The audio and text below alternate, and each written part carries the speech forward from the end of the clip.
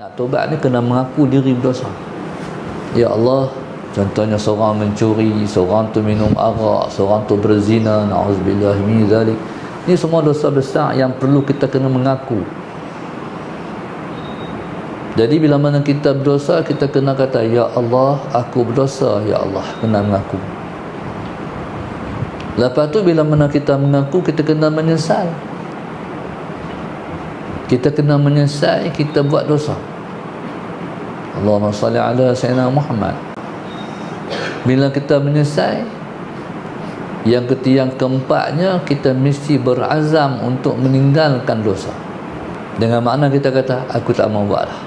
Berazam, aku tak mau buat dah. Jadi berazam ni satu tekad yang kuat dalam hati kita bahawa kita tak mau buat dah.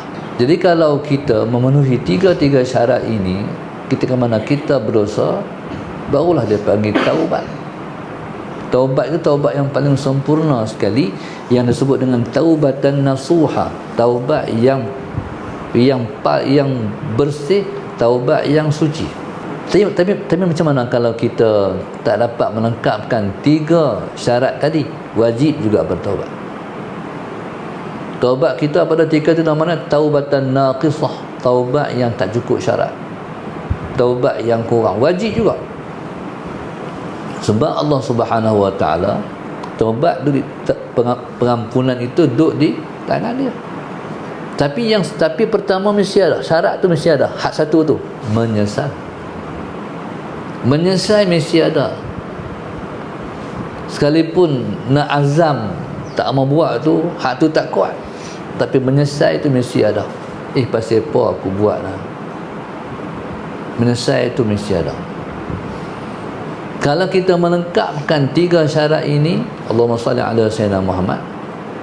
Kalau kita melengkapkan tiga syarat ni, Allahumma salli ala Sayyidina Muhammad, beribu kali pun kita mengulang apa dosa tadi, Allah ampun semua. Dosa ampun. Bila berdosa taubat, ampun. Bila berdosa taubat, ampun.